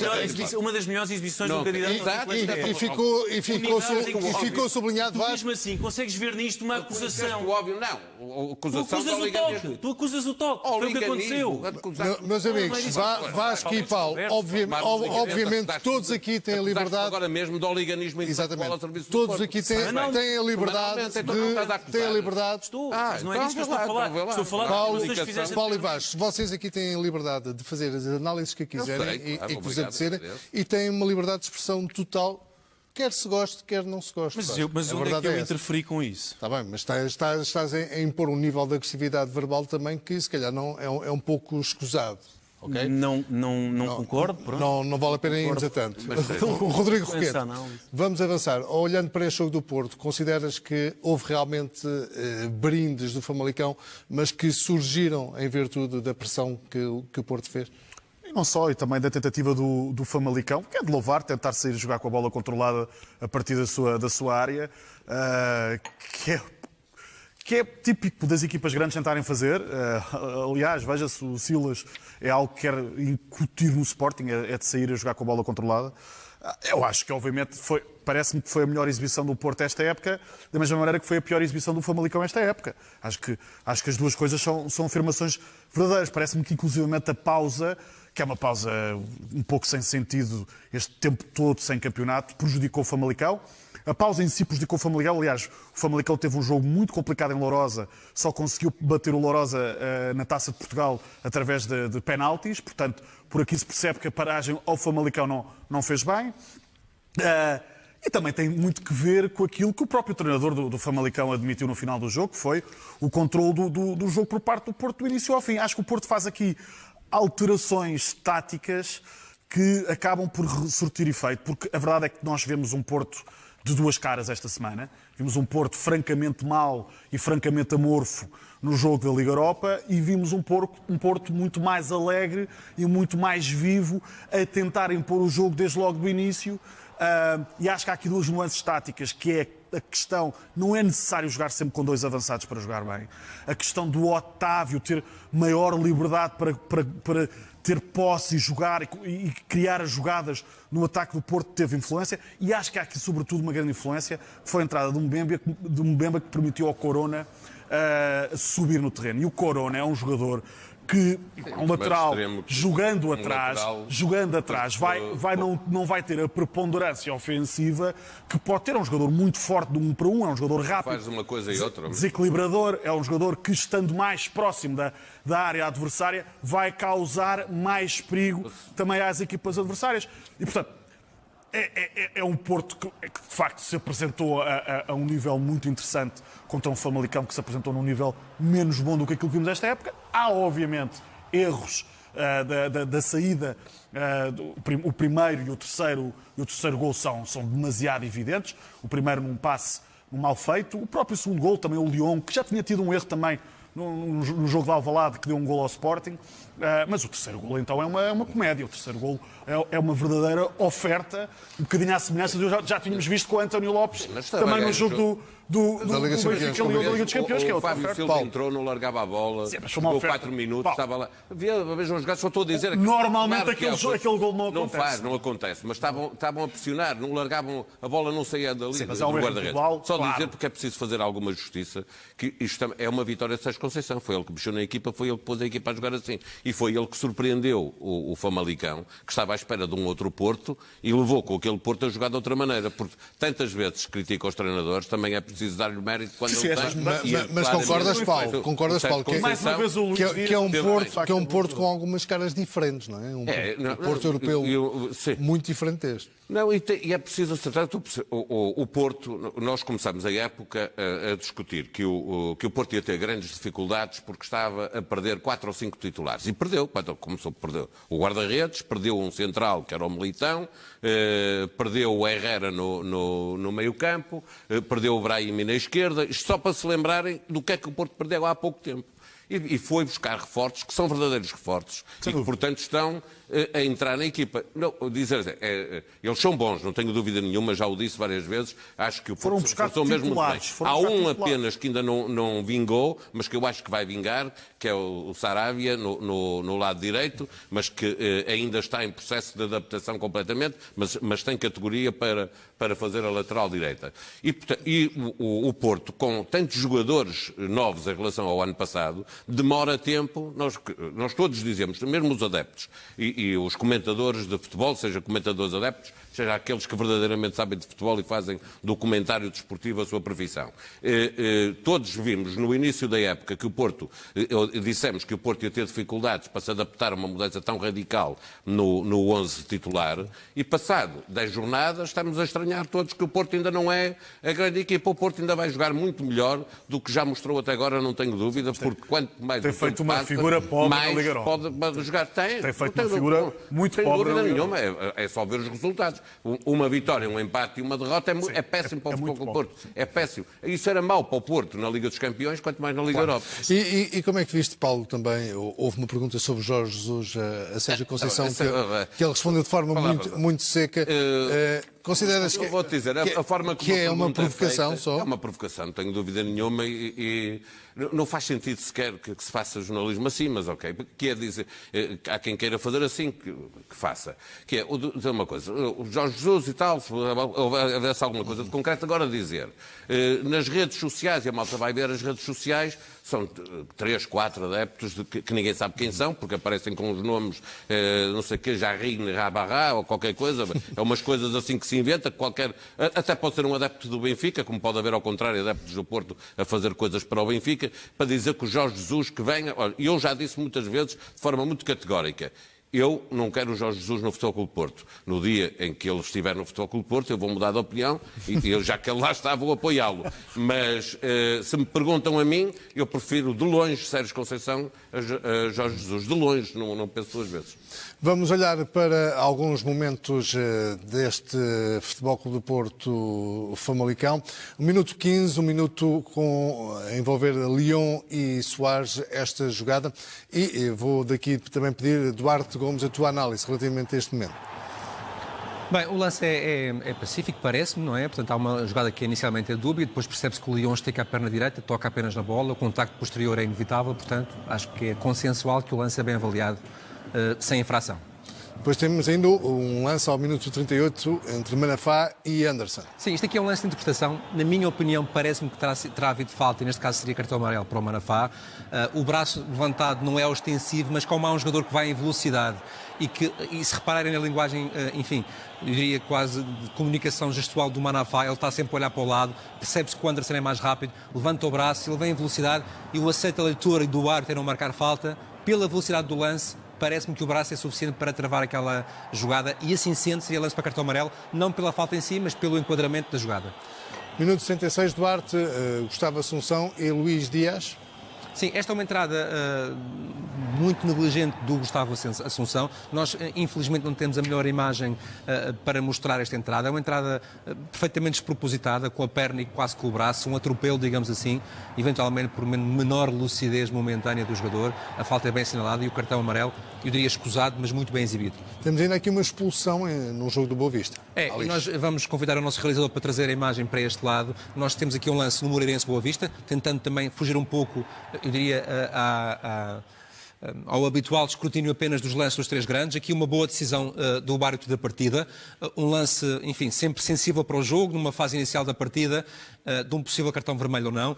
O toque do Alish é ténue, mas de facto vamos ver que na repetição que existe.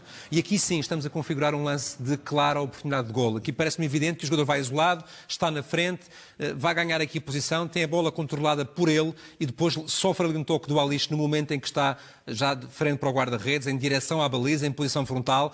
É uma decisão sempre muito pouco popular, mas que requer coragem e que neste caso parece-me foi muito bem analisado. O toque é suficiente com o pé direito, fora da área e, portanto, lance bem decidido, cartão vermelho e pontapé livre direto bem assinalado. Duarte Gomes, muito obrigado. Cá estaremos para a semana para analisar.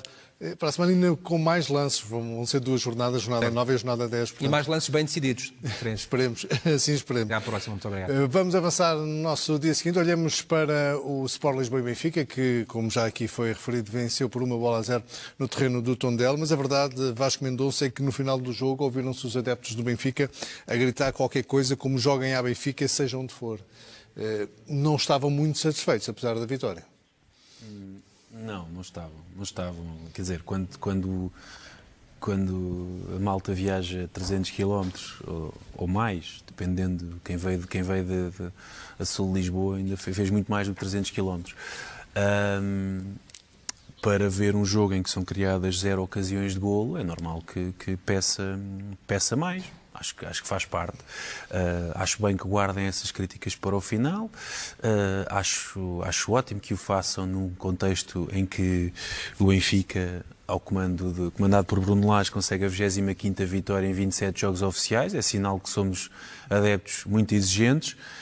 É também sinal de que a equipa não está tão bem quanto nós, os benfiquistas, gostaríamos. Por um lado, há um problema grande com as lesões. Eu não sei se é do relevado, não sei do que é, mas a verdade é que são jogadores lesionados atrás de jogadores lesionados.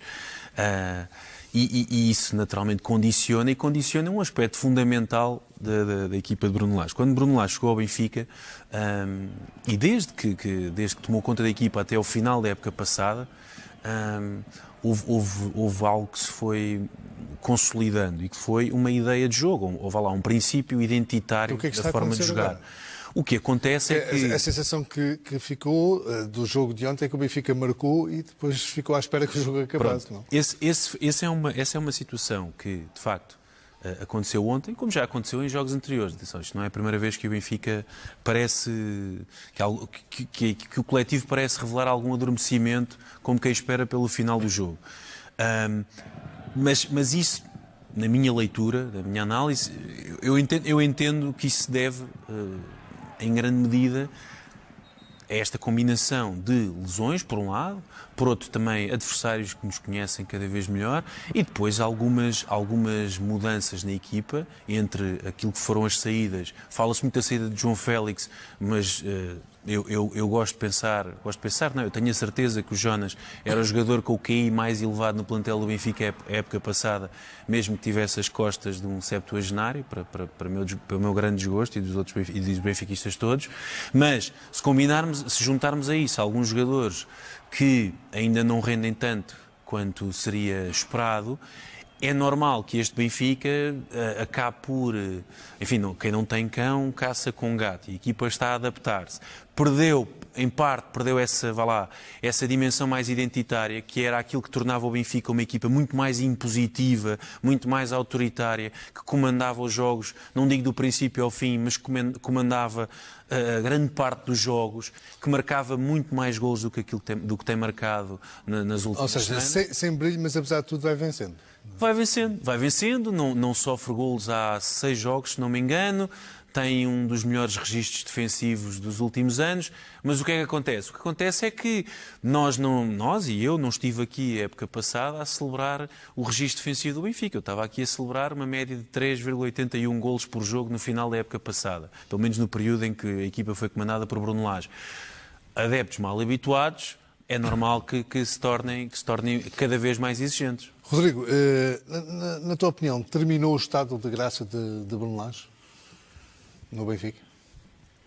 Sim, é assim, o Vasco diz que o Benfica não tem estado bem, eu acho que o Benfica tem estado mal, acho que o Vasco está a ser simpático, o futebol do Benfica tem sido de facto muito, muito pobre, eu acho que os últimos 2 jogos do Benfica, por exemplo, o Benfica ter ganho de facto foi um verdadeiro milagre, praticamente, quer dizer, o jogo com o Lyon, o Benfica ganha porque há um erro individual, que é uma oferta do guarda-redes do Lyon, numa altura que o Lyon, inclusivamente, ameaçava o segundo golo e estava completamente por cima da partida, e, portanto, aquele golo cai do céu, foi, de facto, um milagre. De outra forma, o Benfica não ganharia aquele jogo. E no jogo de ontem, eu acho que o Benfica ganha, porque, por um lado, teve a sorte de marcar um lance de bola parada, num jogo em que não teve mais oportunidades, e porque o árbitro resolveu não expulsar os jogadores do Benfica, que teria causado grandes dificuldades ao Benfica. E, portanto, eu acho que os últimos 2 jogos do Benfica deveriam ter sido 2 empates. Eu parece-me que o estado de graça de Bruno Lage desapareceu de alguma forma. Aliás, nós temos visto alguns momentos de tensão. Já vimos Bruno Lage a mandar bocas e gesticular para a bancada. Ainda esta semana vimos o Pizzi a mandar bocas para o treinador depois de ter marcado o golo ao Lyon. Quer dizer, temos conferências de imprensa que revelam algum nervosismo. Agora temos o episódio das lesões, esta história do relevado que parece... Eu percebo, isto é as toupeiras estragam os relevados, acontece. E pelos vistos tem causado lesões, é uma coisa que tem acontecido recorrentemente no Benfica. No meio disto tudo, depois o quê? Há sócios do Benfica a levantar dúvidas se esta rotatividade constante e um pouco esquisita, estas experiências que o Bruno Lage vai fazendo, com sócios do Benfica a levantar a questão se isto não é por outros motivos para tentar vender estes jogadores e dar dinheiro para os bolsos de alguém. E não sei o que estou a dizer isto, foram sócios do Benfica que levantaram isto publicamente. Numa época que temos AGs onde presidentes do clube agridem sócios e não pedem desculpa. Portanto, são momentos de tensão que se vivem para os lados da luz. De facto, a boa notícia para o Benfica no meio disto tudo é que tem ganho. E quando se ganha, ajuda-se a atenuar e a abafar muitas das situações que são situações que estão ali quase numa espécie de vulcão a arrebentar. E só dizer uma coisa para terminar, é importante dizer que no meio disto tudo também o próprio Benfica reabilita o Porto, porque o Benfica e o Bruno Lage, ao preparar muito mal aquele jogo do Estádio da Luz, de alguma forma reabilita o Porto, que era um Porto que naquele momento vivia uma instabilidade, que era patente e visível, e também por uma má abordagem do próprio Bruno Lage, o Porto neste momento está em primeiro lugar no campeonato, é verdade por um golo, mas está à frente do campeonato, ganhou ao Benfica na Luz, portanto o Benfica, desde esse jogo, tem sido um manto de dúvidas, de muitas experiências, acho que os próprios jogadores têm estado com pouca confiança, e o Porto, pelo outro lado, um pouco reabilitado por esse jogo, tem vindo a ganhar confiança. Portanto, acho que o estado de graça cai a partir do momento em que o próprio Bruno Lage tem responsabilidade. Há um futebol muito mais poucochinho, por assim dizer, do que aquilo que o Bruno Lage nos habituou. É pobre, atenção, como tem sido pobre muitas vezes, o futebol no Sporting ou no Porto ou noutras equipas. E eu admito sem problema. O Benfica tem sido consistentemente pobre.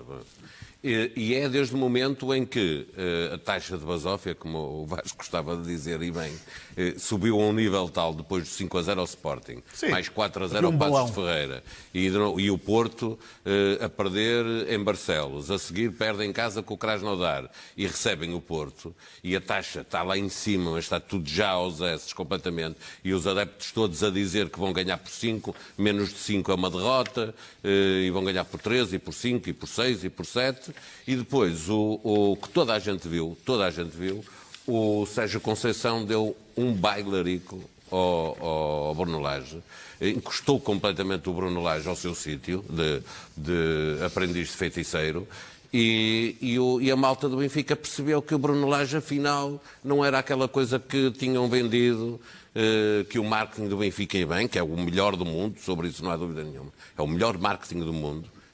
Trabalha também aqui neste país, onde é fácil fazer o tipo de marketing que fazem, e perceberam que o Bruno Lage não era o que se dizia, e ele não é nem tão bom como o tinham pintado, nem tão mau como estão a pintar agora. Os adeptos do Benfica, os comentadores do Benfica. Não, mas ainda hoje vimos declarações escritas de Rui Gomes da Silva, que foi vice-presidente do Benfica, Vasco, a sublinhar e no fundo quase que a chamar de um fantoche a Bruno Lage, que há ordens que vêm de cima diretamente para o banco. Isto é grave, ou não? Não tem ponta para onde se lhe pega essa afirmação. Eu já aqui disse mais do que uma vez, enfim, infelizmente as crónicas semanais de Rui Gomes da Silva coincidem com o dia em que o programa acontece. É verdade. Portanto, acabam por se tornar invariavelmente um tema. Eu não tenho absolutamente nada contra o Rui Gomes da Silva, tenho todo o respeito e consideração por ele, mas é raríssimo concordar com as opiniões recentes de Rui Gomes da Silva. Esta não é bem uma opinião, é uma acusação muito grave, que para mim esbarra, só tem um problema. É uma daquelas coisas... A única coisa que estraga esta história é a realidade, que são as repetidas decisões de Bruno Lage, ao comando deste plantel, que demonstram que ele tem autonomia e tem capacidade e poder para tomar decisões. Até mesmo decisões que eu e outros adeptos consideramos debatíveis, discutíveis. Portanto, dizer que Bruno Lage faz aquilo que lhe mandam é um discurso que eu consideraria... É um discurso que eu compreenderia se viesse de um adepto de outro clube. Assim sendo, acho que é mais um ato, não sei se de sabotagem voluntária ou involuntária, de Rui Gomes da Silva, que é um benfiquista com visibilidade. É uma pessoa, provavelmente das poucas, que se chegou à frente para ser candidato contra Luís Filipe Vieira e devia saber, com tantos anos de política, com tantos anos ligado até à comunicação e tudo mais, e tendo estado na televisão e tudo mais, devia saber que esta aposta sucessiva no insucesso de um clube e de uma instituição como o Sport Lisboa e Benfica não o vai levar rigorosamente a lado nenhum. Tenho aqui a certeza absoluta do que estou a dizer. Mas estamos a falar também de Bruno Lage, que reconheceu que o relvado do Estádio da Luz não está nas melhores condições e que isso tem afetado a equipa. Declarações do técnico na antevisão do jogo com o Tondela. Sobre o relvado, nós não podemos esconder aquilo que é visível, infelizmente, desde aquilo que foi o nosso jogo de apresentação com o Anderlecht, se vocês recordam, com o que aconteceu, o relvado nunca conseguiu recuperar e tem-nos trazido alguns problemas. Nota-se perfeitamente na circulação da bola, porque nota-se que a bola não circula, é um relvado mais pesado, que leva-nos a ter um maior desgaste físico, e outra tem-nos tirado alguns jogadores de lesão, como foi o caso do Chiquinho e do Rafa.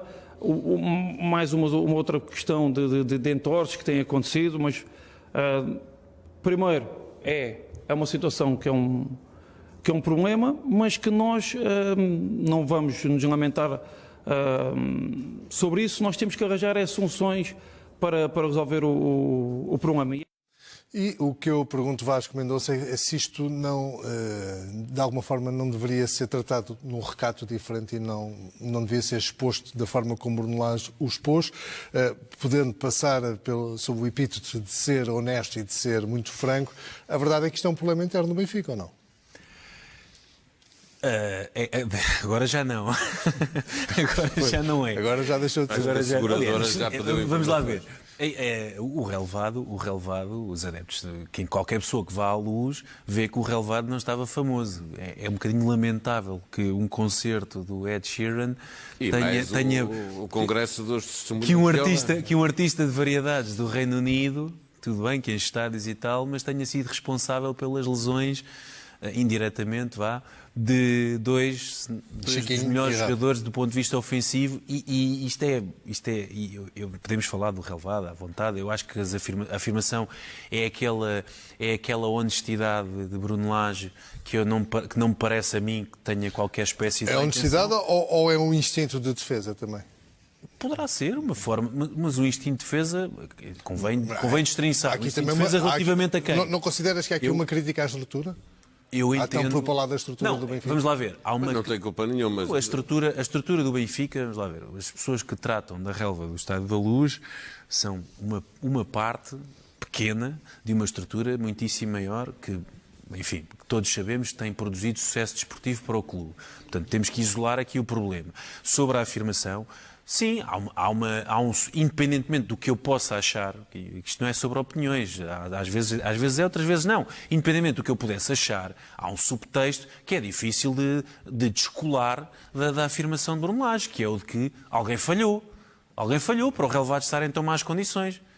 E tanto assim é que agora se está a trabalhar em contrarrelógio com equipamentos de vanguarda e tudo mais para tentar alimentar o relevado, tanto quanto percebi, com uma espécie de luz solar artificial que permita acelerar a recuperação do relevado. Mas o pior de tudo isto, e Bruno Lage faz referência a isso, e acho que deve fazê-lo porque importa explicar aos adeptos aquilo que se tem vindo a passar. E acho que até nesta afirmação até o faz sem demasiados rodeios. Afasta dois jogadores que são dois dos grandes desequilibradores do ponto de vista de lance individual na equipa, numa altura em que a equipa precisa de referências dessas. E isso é que é o mais preocupante. Eu não sou especialista, mas vi isto acontecer em vários estádios. A questão não foi o Ed Sheeran ou o Congresso das Testemunhas de Jeová que estragou o relevado. Os relevados têm um tempo de duração, têm um tempo de vida. E de X em X anos têm que ser mudados. O que os clubes fazem, como fez o Benfica, presumo que foi isso que aconteceu, não tenho informação, mas é o normal, é que nos anos em que precisam de mudar os relevados, organizam ou cedem o estádio para grandes eventos, um congresso religioso ou um grande concerto, porque essa é a forma que tem de financiar a mudança de relevado. Portanto, aquilo que aconteceu no Estádio da Luz, cada acontecer no Estádio do Dragão e cada acontecer no Estádio de Alvalade e em qualquer estádio que tenha relva natural, é que de X em X tempo essa relva tem que ser mudada. Quem pode... organiza ou cede o espaço para se organizarem eventos para que eles ajudem a financiar a mudança do relevado. Mas o relevado tem que ser mudado de vez em quando. Mas interpretas, Paulo... O relevado, o Benfica esteja nestas condições.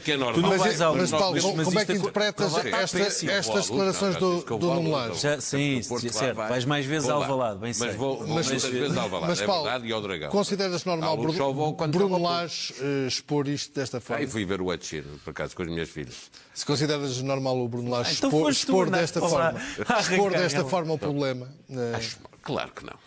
Claro que não, e o que sou é mesmo isso, assim, então estão-me a lesionar os meus melhores jogadores, depois admiram-se que a equipa joga pior, então se eu não tenho o Rafa, e o Rafa toda a gente acha que é o melhor jogador do momento no Benfica, o que está em melhor forma, o que estava, o que marca golos e o que põe a equipa a jogar e etc, e o Rafa lesiona-se, claro que ele que está a desculpar-se, por isso é que fala publicamente daquilo.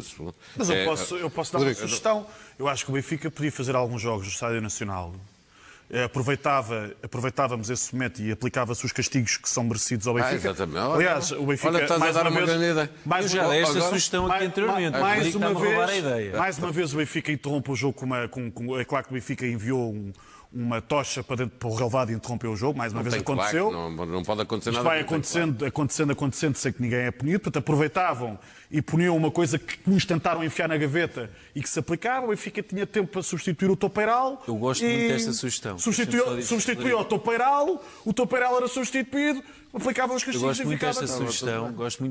Olha, o seu secretário É só preciso querer ter. Até porque todos gosta sabemos, tanto do Benfica, todos sabemos que pode aplicar essa ideia. é verdadeiramente o único clube que estaria em condições de, se assim o entendesse, que não entende, mas se assim o entendesse, de abdicar de jogar no seu relevado, ou de não jogar no seu relevado, e ainda assim movimentar multidões por esse país fora. Milhões? Mas há dúvidas? Há dúvidas sobre isto?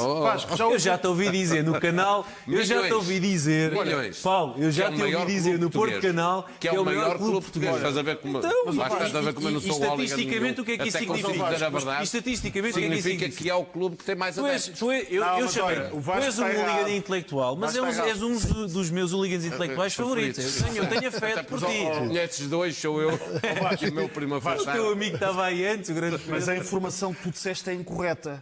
Porque, diz lá, o tratador de Relva vai-me explicar. Há um clube que hoje em dia, felizmente, é gerido de forma diferente e muito mais competente, e é um clube que eu tenho muito apreço, mas que há uns anos atrás, infelizmente, cometeu alguns erros, que abdicou de jogar no seu próprio relevado. Chamava-se Estoril e, curiosamente, foi contra o Benfica.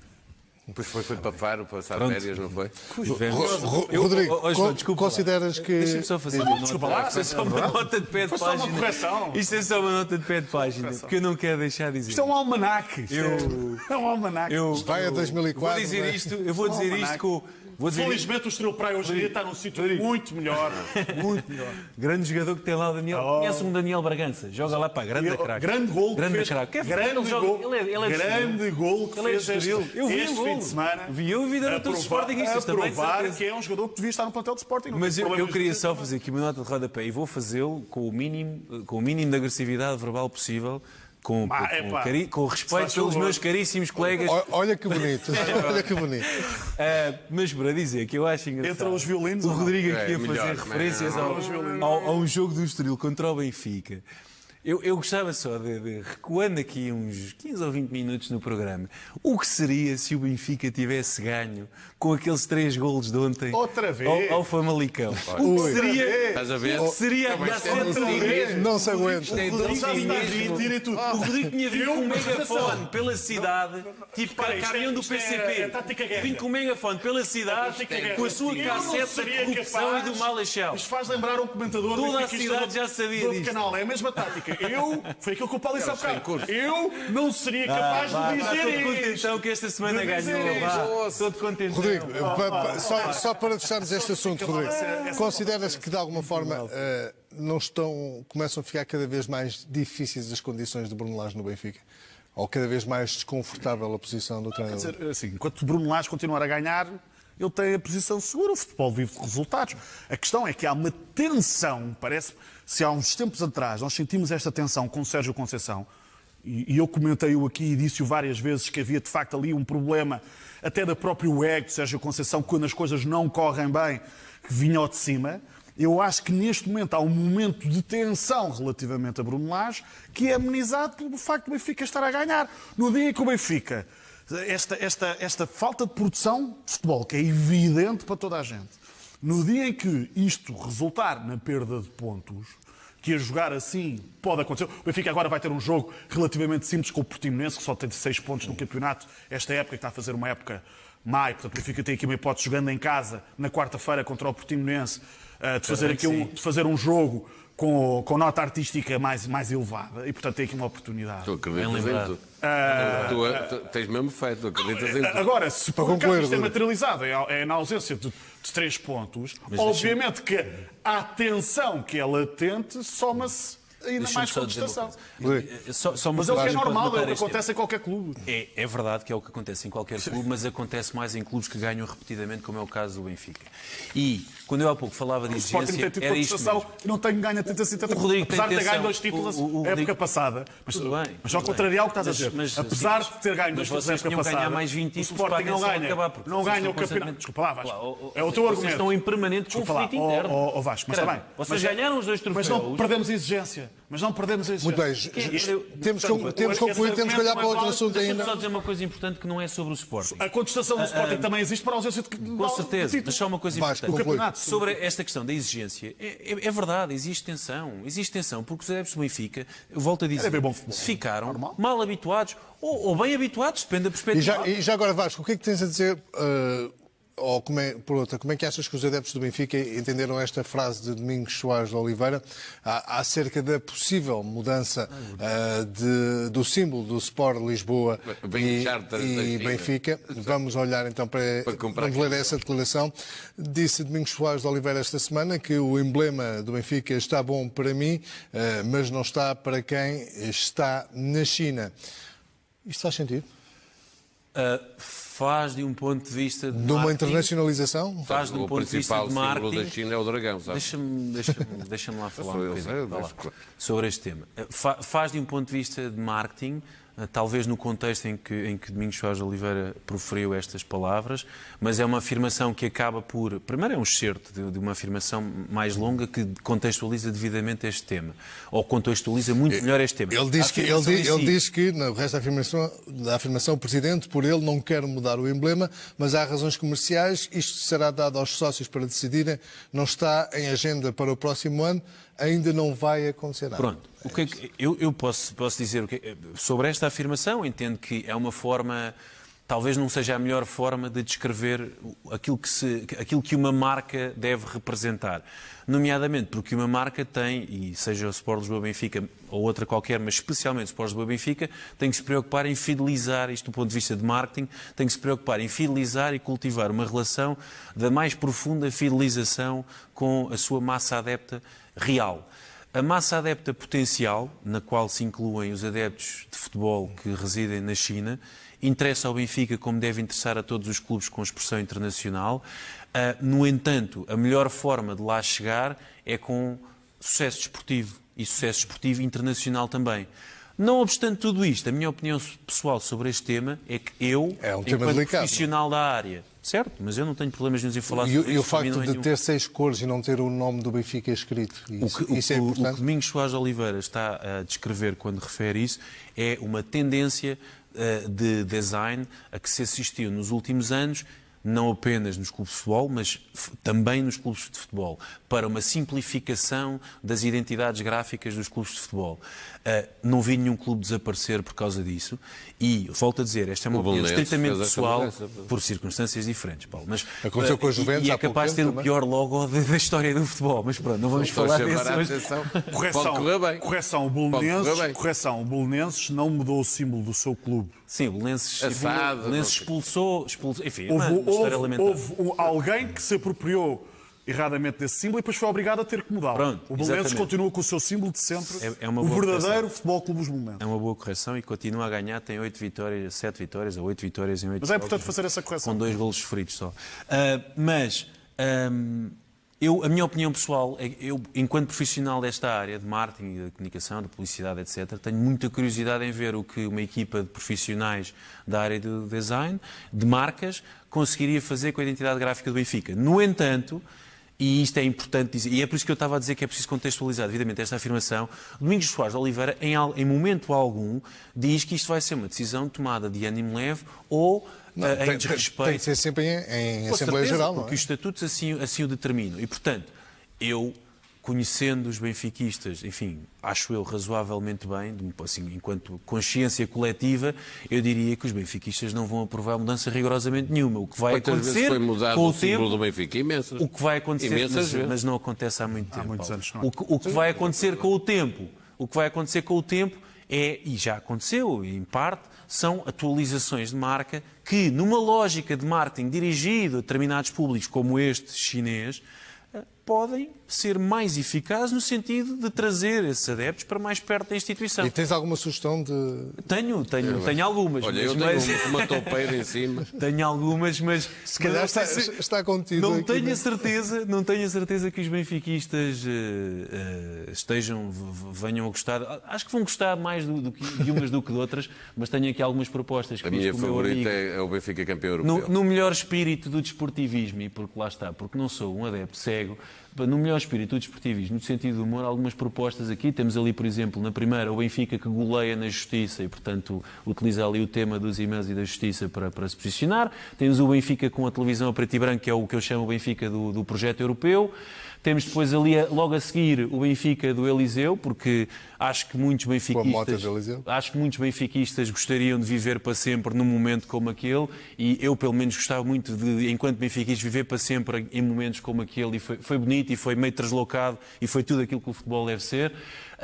O Benfica do Vieira, digamos assim, que utiliza ali uma série de motivos estéticos que remetem para o percurso biográfico e o percurso a identidade do presidente. E finalmente o Benfica do Seixal, que hoje em dia as caixas registradoras não são exatamente os instrumentos utilizados para registrar transferências, portanto vamos só com uma moeda de euro douradinha e uns pintainhos ali prestes a arrumarem do Seixal para outras paragens. Portanto, enfim, isto para mostrar... e falta o Benfica da Luz, porque com a quantidade de lesões que temos, o que eu sugiro é que o Benfica eventualmente adquira o Hospital da Luz e construa um túnel, que vai do relevado, do túnel de acesso ao relevado, passa a ligar diretamente a entrada em ambulatório do Hospital da Luz. Eu acho que com isso eu estimo que possamos reduzir em cerca de 2 a 3 dias a recuperação do Rafa, portanto acho que é um cenário a considerar. E é com estas sugestões que termina o dia seguinte de hoje. Estaremos de regresso na próxima segunda-feira. Até lá.